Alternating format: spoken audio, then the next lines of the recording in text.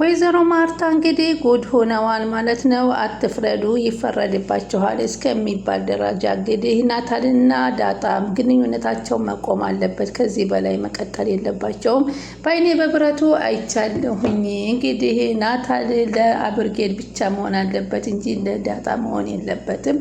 ለዳጣ ሲሆን ትክክል ነው፣ ለአብርጌድ ሲሆን ትክክል ነው እያሉ በፈረዱበትና ቆራጥ ፍርድ ባስተላለፉበት ሰዓት እንግዲህ የአብርጌድ እውነተኛ አባት ዱብ ብለው መጥተው ጉዳቸው ፍልት ብሏል። መጀመሪያውንም ይህን ውሳኔ ስትወስኝ እሷም ወደ ውጭ ሀገር እንደምትሄድ ወቂ ሲሏት አብርጌድ ደረጀ ትላለች ውሃዬ እያለች ስታሾፍ እያሾፍሽብኝ ነው እንዴ በማለትም ታዝበዋትም ነበር። እንግዲህ ትልቁ ነገር እንዲሆኖ ዱብ ብሎ አረፈ። ይሁንም እንግዲህ አብረው በተኙበት ሰዓት እንግዲህ ቁጭ ብለው የሁለቱ ግንኙነት በጣም አሳሳቢ ነው እያሉ ነው። ይገባኛል እኮ ምን እያልሽ ነው? እያስጨነቀሽ ያለው የእነሱ ግንኙነት ነው አላት። አሁን ናታልን ለአብርጌድ ማለት ፈልገሽ ነው? ብፈልግስ እንዴት አድርጌ አላስገድደውም እኮ የሴቶች እናት ነኝ ባሉበት አፋቸው። በአሁኑ ጊዜ ልጅ እናት ለልጇ ፈልጋ ማጋባት በጣም አስቸጋሪ ነው። ኤቢ እንደው ማን ነው የሚያገባት? ኤቢ እኮ የሚያገባት የለም እያለች ትዳሯ እንግዲህ ያልተሳካለት ሴት ደግሞ ህይወቷ ሰንካላ ነው የሚሆንባት እና ያሳስበኛል። ወድጄ መሰለው የሴትነቱን ወጉን ትቼ እኮ ናታልን ታግባምለው ወድጄ አይደለም በማለት የራሳቸው ልጅ እንድታገባላቸው የሚጥሩ ወይዘሮ ማርታ ምን ነው ዳጣ እንዳታገባ ይከለክላሉ። በጣም የሚገርም ነገር። ደግሜ ደጋግሜ ነግሬሻለሁ። እነሱ ከተዋደዱ ምን ማድረግ አለብን አሉ። ብትለኝስ ምን ዋጋ አለው? የናታል ልቡ ያረፈው ከዳጣ ላይ ነው አሉ። ዳጣ ከኤቢ በምን ተሽላ አላሉ አቶ ደረጀ። እንዴት በምን ተሽላ? ዳጣዬ ቀልጣፋዋ፣ ሰው ተግባቢዋ፣ አስተዋይዋ፣ ጨዋታ እንደሷ አፈር ቆፍሬ ካላወጣሁ የምትልናት እንዴ? ደግሞ የዳጣናና የአብርጌድ ጸባይ የትና የተገንተው ነው? አቶ ደረጀ ምን ነው እውነት ይፍረዱ እንጂ በአይኔ በብረቱ አይቻቸዋለሁ ትላለች ወይዘሮ ማርታ። አለማላይ ቸኩላለች ማለት ነው። እሳቸው ምሽ እስኪ ከሆነ ናታልን አናግረዋለሁ እያሉ አቶ ደረጀም ሴት የላከው ጅብ አይፈራም ነው እና እንግዲህ ናታል እየተዝናና ባለበት ሰዓት እንግዲህ ሄደው ፈልጌህ ነበር በማለት ነበረ የጠየቁት። አባ ለምን ፈልገኸኝ ነው በማለት እሱም በአባትነቱ አክብሮ ሄዶ ነበረ። ሆኖም ግን የተጠየቀው ጥያቄ ግራ የሚያጋባበት ሆነ። ከዳጣ በተጋራ በተፈጠረው ጉዳይ ጥርጣሬ አርፎብኝ ነበር ሲሉ ይጀምራሉ። አይ ምንድን ነው ብሎ አንገቱን ደፋ።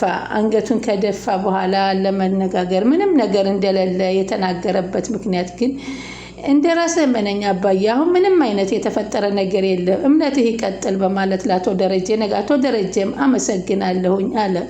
ምክንያቱም ለምን ይሆን አሁን እዚህ ናታል ዳጣን አፍቅሬያታለሁ ብሎ መናገር ያቃተበት አንደበቱ የተያዘበት ምን ይሆን? ለአባትህ ጎርበዝ ሁንለት፣ ጎረምሳ ሁንለት፣ ድረስለት ሲሉት አባቴም እዚህ መጥቶ አዲስ አበባ ቢኖር ደስ ይለኝ ነበረ በማለት ምኞቱን ራሱ የገለጸ ነበር አቶ ደረጀ። ምን የተወለደበትን ሀገርና አካባቢውን ጥሎ ለምን ይመጣል? ባይሆን አንተ ጠንከር በል ልጄ ነህ እንዳትደብቀኝ የምጠይቀውን ነገር ሲሉ እሺ አባዬ ምንድነው የሰማኸው ነገር? ከዳጣ ጋር ያለህ ግንኙነት ምንድነው ሲሉ ይጠይቁታል አቶ ደረጀ። ኧረ ጥሩ ነው፣ ምንም የተፈጠረ ነገር የለም እርግጠኛ ነኝ ናታል ሲል ይጠይቁታል። አባዬ ምንም ነገር አልተፈጠረም በማለት እኔና ዳጣ እንግባባለን እንጂ ነገር ሌላ ነገር የለም በማለት አቶ ደረጀ ያጠነክራል። ዳጣ በጣም ጥሩ ልጅ ናት፣ ፍልስፍናዋም ይመቸኛል፣ በዚህ ጉዳይ እንግባባለን፣ መቼም ምን እንደምልህ ይገባሃል ይሉታል። ዘመኑ በጣም የከፋ ነው። ስለዚህ ሁለታችሁም ልጆቼ ናችሁ። ማንም እንዲጠፋብኝ አልፈልግም። እንደዚህ አይነት ነገር እንዳይፈጠር አንተ ልጄ ነህ፣ ትምህርትህን ጨርስ፣ ለአባትም ትደርስለታል። እስከዛሬም ከእንደዚህ አይነት ነገር ተቆጥበህ ኖረሃል። አረ ችግር የለም አባዬ አያሳስብህ፣ ምንም ችግር የለውም በማለት ናታል ይመልሳል። እሺ አዎ አምናሃለሁ ናታል በማለት ሴት ልጆቼ መካከል ላይ ያስቀመጥኩ እንደ አባትህ ሀቀኛና እውነተኛ ስለሆንክ ነው በማለት ይነግሩታል። የእውነት አባዬ እንደ ራስህ መነኝ፣ አሁን ምንም ነገር በአሁኑ ሰዓት የተፈጠረ ነገር የለ፣ እምነትህ ይቀጥል በማለት ይነግረዋል። አመሰግናለሁ በመባልሽ እንግዲህ አባዬ ልግባ በማለት ገብቶ እንግዲህ እሱ ደግሞ ለዳጣዬ እንግዲህ ዳጣ ከፊቱ ቢያጣትም ኮቱን አውልቆ እሷን እንደ ዳጣ ሰይሞ እንግዲህ እየዘፈነላት ነበረ። እሱም ዘፈኑን ሰላም ወደ ቻናሌ ተከታታዮች ሰላማችሁ በያላችሁበት ይብዛ። ለቻናሌ አዲስ የሆናችሁ ሰብስክራይብ እያደረጋችሁ ያበረታቱኝ። ተወዳጁና አጓጊው ዳጣ ቀጣይ ፓርት ይዘንላችሁ መተናል ማለት ነው። እንግዲህ ወይዘሮ ማርታ በጣም ስህተት እየሰሩ ይገኛሉ። እንግዲህ ዳጣና ናታልና ዳጣ መለያየት አለባቸው፣ አብሮ መቀጠል የለባቸውም የሚል ውሳኔ ቆራጥ ውሳኔ እያስተላለፉ ይገኛሉ። ይህስ ለምን ይሆናል የሚለውን ስናስበው በጣም ከባድ ነው።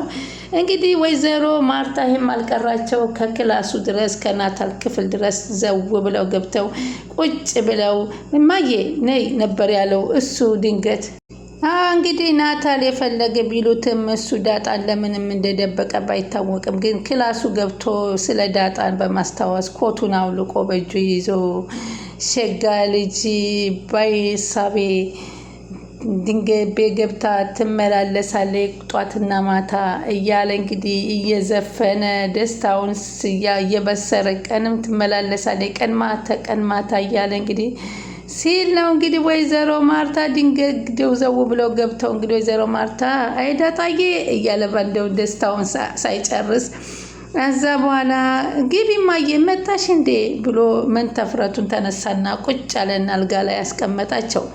እሳቸውም ገብተው አንበሳው እማዬ እንዴት ነሽ? እንዴት አመሸሽ? ና አረፍ በይ በማለት ያስተናግዳል። እንዴት ነው የክላስ አልጠበበም? አይዞ ከሆነም ደግሞ ይቀያየርልሃል በማለት እንግዲህ ለማግባባት ሞክረው መኝታው ቤቱ ድረስ ሄደው ክፍልህንም ጠባብ ናት ልበል አሪፍ ናት አለ። አልጋችሁም እንዳትጣሉ ብለን አንድ አይነት ነው ያደረግንላችሁ፣ ምንም ችግር የለም። ካልሆነ አይተን እንግዲህ ልጄን ስታገባ አልጋው ይቀየራል ነው መሰለኝ አባባሉ። ወይ ወይዘሮ ማርታ ግን ይሄ ምን ይሉታል? የዛሬስ እንደ ጥሩ ሰው ናቸው ባልናቸው ልክ እንደው አሁን የራሴን ደስታ ብቻ እያሉ አበጥብጠውናል። አሁን እንግዲህ እንዴት ነው ደረጀ ጋራ አወራችሁ? ምን አወራችሁ አሉና ጠየቁት። አይ ከዳጣ ጋር ምናምን ነው ያለኝ አለው። ያው እውነቱን ነግሬዋለሁ አለ። ምን አልከው በማለት ያጣራሉ። ምንም ያው የፈራውን ነገር ነው። እርግጠኛ ነህ? እውነት አይደለም? አዎ እውነት አባዬ ልቤን ነክቶታል አለ። ወይ ናትዬ ምን ነው አስከፋህ እንዴ አለች። አይ እንደዛ አይደለም አባዬ ልክ ነው፣ እውነተኛውን ነገር ነው የተናገረው እያለ ይናገራል። በዚህ መካከል እንግዲህ ደግሞ አብርጌት ደግሞ በጣም ያሳቀችኝ ነገር ዳጣና ናታል ሲያወሩ ሰላምና ናታል ሲያወሩ ሰምተሻል ብላ ውሃን ትጠይቃታል። ውሃማ ሰምቻለሁኝ፣ ያልሆነ ነገር እንዳትናገሪ በጥፊ ነው የምልሽ አለቻት። አይ እውነቴን ነው። እሺ ምንድን ነው የሰማሽው ንገሪ፣ ምን አሉ ትላት። ሲያወሩ የሰማሁትማ ሰላም ተወዳታለህ ወይ አለቻት። እሺ ማንን ተወዳታለህ ያለችው? እኔን ነው ዳጣን ነው አለቻት። በጣም ነው የሳኩት። አይደለም ወጥ የምሰራበትን ብረት ድስት ነው አላለችም መሰላችሁ? ጨጓራዋን ነው ዳጣ ላጥ ያደረገችው። ደግ አርጋታለች። እንግዲህ በዚህ ሰዓት አሁን እንግዲህ ዳጣና ናታል እንዲለያዩ ከባድ ነገር እየሰሩ ወይዘሮ ማርታ ይገኛሉ። ተገቢ ነው ብዬ ባላስብም ለምንድን ነው ይሄን ያክል? ምንስ ደግሞ ሰውን ቢያሳድጉትም እንደ ራስ ልጆችም አንዳንዴ ማየት አስፈላጊ ነው። እንግዲህ አብርጌድ የቀረጸችው ቀረጻ ደግነቱ የመጀመሪያውን ፓርት አለመስማቷ እንዴት ደስ ይላል። የመጀመሪያውን ፓርት እንግዲህ ሰላምዬ ከአቶ ደረጀ ጋር የመጀመሪያውን ግንኙነታቸውን እና ልጇም ገና በልጅነቷ የቀሟትን ዘረፋችሁኝ አንተ እኔን ሁሉ ያደረከኝ የሚለውን አለመስማቷ ትልቅ ነገር ሆኗል። ተቆርጦ የማይሆነውን ቀላሉን ነበረ የሰማችው። በዚህም ጊዜ እንግዳማ ለአባቴ ካልሆነ ለአቶ ደረጀ ካልሆነ ናታን ነው ማለት ነው ያስረገዛት እያለ እንግዲህ ዙሪያውን ተሽከርክራ እናቷ ኪችን ገብታ መድ ቤት እየሰራች እያለች እናቷ ልንገርሽ የሆነ ነገር ልንገርሽ እያለ እናቷ ጋር ትሄዳለች። እናቷን በተደጋጋሚ እሷ የምታመጣላትን ወሬ መስማት አልትፈልግም ነበር። ሆኖም ግን ግዴታ መስማት እንዳለባት አድርጋ ስትነግራት እኔ እኮ ከዚህ በፊት አንቺ ለልጆቼ ለሁሉም ነገር ታስፈልጊኛለሽ እያላትም ሰምቻለሁኝ። እንደገና ደግሞ ትላታለች። ከዛስ ምን ሰማሽ ሲላት ና እሷ ሽማዬ አንድ ነገር ንገሪኝ፣ ምንም ነገር መስማት አልፈልግም፣ አትንገሪኝ። አሁንስ አበዛሽው እማዬ፣ እኔ የምነግርሽ ነገር እኮ መጥፎ ነገር አይደለም፣ ጥሩ ነገር ነው። እስኪ ጥሩ ነገር ከሆነ ልስማሽ አሉ ወይዘሮ ማርታ እና ሲሉ ሰላምና አባዬ የልጇን አባት አልነግርም ስትል ሰማሁ እና ታዲያ ለእኛስ አልነግርም ብላ የለም እንዴ? ምን አዲስ ነገር ተፈጠረ አለች። እንዴ እማዬ አለች። ታዲያ ይሄ ምን አዲስ ነገር ነው አለቻት። የልጇን አባት አለመናገሯ ለሁላችንም ግልጽ ነው። የሆነ ቀን ደግሞ እዚህ ቤት ሲያወሩ ለልጆቼና ለትዳር ያስቢልኝ ሲላት ነበር አለቻት። ምን ማለት ነው እሱ ደግሞ አለቻት። ሰላምን እኮ ነው እንዲህ ያላት አባዬ ለልጄና ለልጆቼና ለትዳር ያስቢልኝ አላት። ቆይ ደግሞ ይሄ ምን ማለት ነው እያሉ ወይዘሮ ማርታ ማስገባትና ማውጣት ጀመረ። ኧረ ውጭልኝ ባክሽ፣ እኔ ግን እማዬ አለች። የሰላም ልጅ አባት ናታል ይመስለኛል ስትላቸው እንደው ወይዘሮ ማርታ ደንግጠው የያዙትን ውሃ ነበር በጭንቅላቷ ቹፎ የሰደዷት። እኔ ልጄ ለናታል ስመኛ ጭራሽ ሰላም ያረገዘችው ለናታል ነው እያለ ብርጌት ትመጣልኛል የማለት ያክል የተሰማቸው ነበር የሚመስለውና በጣም የሚገርም ነበረ። ቢሆንም ግን ወይዘሮ ማርታ አሁን እንግዲህ የወሰኑት ውሳኔ በሚወስኑበት ጊዜ ደግሞ አቶ ደረጀ ቀጣይ ሆነው ውሳኔውን ነግረዋቸዋል። እንግዲህ አቶ ደረጀ ይህን ነገር የምናደርግ ከሆነ አብርጌድ ወደ ውጭ ሀገር መሄዷ የማይቀር ነው ሲሏቸው፣ አብርጌድ ደረጀ ትላለች ውሃ አሉና ሹፈዋል። እና አሁንም ቢሆን አብርጌድ ደረጀ እያለች የምትላት ውሃ ብቻ ናት እንጂ ሌላው አብርጌድ ደረጀ መባሏን አያውቅም ነበር። አሁን እንግዲህ የደረጀ አባትም የኔ ውድ እህት ያለችው ውሃዬ ደሬ የኔ ውድ ባል ተናደርልኝ አለች። አልገባት ሲል ታሪኩና ወሬው ማለት ነው።